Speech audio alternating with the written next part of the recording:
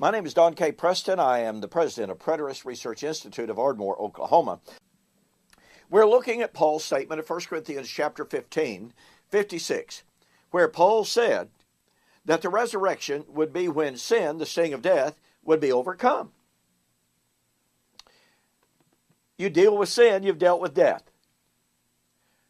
And we're looking at the comparison between Romans chapters 5 through 8. We've been focused on Romans chapter 8. We're going to take a little bit of a digression here in this video to reinforce this very, very point because it's so critical, okay? But anyway, what we're seeing is these direct parallels between Romans 5 to 8 and 1 Corinthians chapter 15. And this comparison demonstrates, beyond any shadow of a doubt, really, that Paul is absolutely not talking about biological life, biological death. He is talking about covenantal life, relational life, spiritual life, if you please. Spiritual life, spiritual death, spiritual resurrection.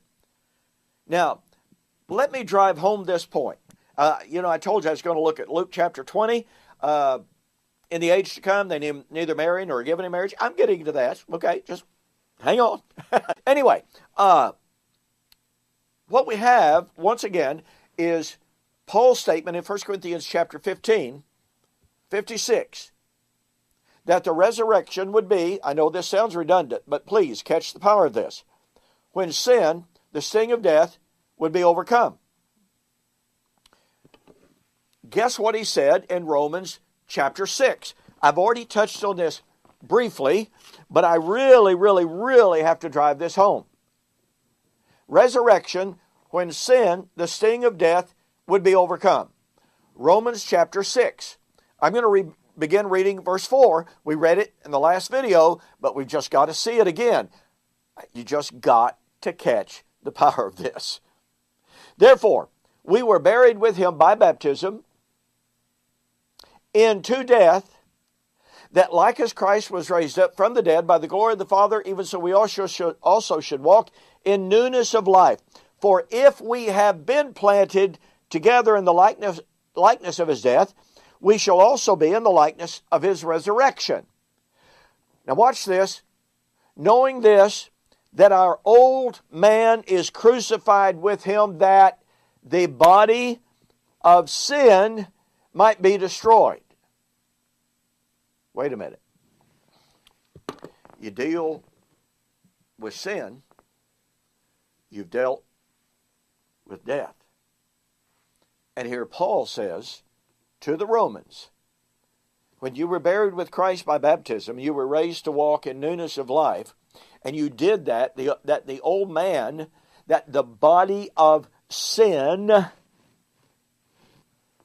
might be destroyed. And yet he's still looking for the finalization. If we have been planted together in the likeness of his death, we shall be in the likeness of his resurrection. What is all of that about? That the body of sin might be destroyed. Well, folks, let me reiterate this. It is abundantly clear, it is undeniably clear that Paul has not so much as discussed, even mentioned biological death. I mean, it's just not there. But notice how he continues his discussion of sin, death, resurrection. Knowing this, that Christ being raised from the dead dies no more, death has no more dominion over him, for, watch this, in that he died to sin once. In that he lives unto God. Now watch this. Likewise, reckon ye also yourselves. See how Paul's driving this home? See how he's emphasizing it? Likewise, reckon ye also yourselves to be dead indeed to sin. Well, resurrection is when sin, the sting of death, would be overcome. And Paul says, reckon yourselves to be dead indeed to sin, but alive to God through Jesus Christ. And folks, remember, this is in the context where he says, you were crucified with Christ, you were buried with Christ, you were raised with Christ. Death, burial, resurrection. How can we divorce Paul's discussion of death, burial, resurrection, destroying the body of sin,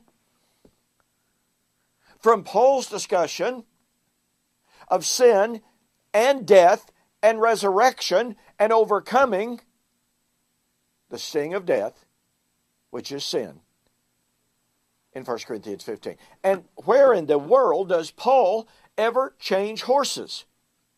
He doesn't. Once again, these are absolutely parallel texts. And boy, it absolutely definitively proves Paul's not talking about biological death, literal burial in the dirt, and biological bodies being raised out of the dirt. He's saying, reckon yourselves to be dead to sin and alive to God through Jesus Christ. They had begun that process by faith in Jesus Christ, buried with him by baptism, raised to walk in a newness of life, anticipating the consummation at the parousia of Christ, which both Jesus and all of his apostles said was going to happen very, very soon. And we will see you on the flip side.